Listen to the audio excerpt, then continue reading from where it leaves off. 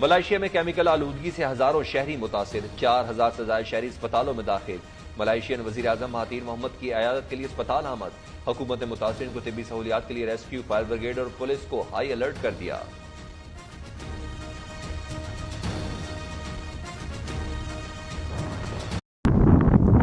Malaysia کے شہر جوہر بارو میں کیمیکل آلودگی کے باعث 4000 کے لگ بھگ شہری انتہائی تشویشناک حالت میں اسپتال منتقل کر دیے گئے، جبکہ 370 کے قریب جو متاثرین ہیں ان کی صورتحال انتہائی کریٹیکل بتائی جا رہی ہے، جبکہ 111 اسکولوں کو بند کروا دیا گیا۔ دوسری جانب کمپنی کے مالکان کو 5 لاکھ رنگٹ کا جرمانہ جو ہے وہ عائد کرتے ہوئے جوڈیشلی انکوائری مقرر کر دی گئی۔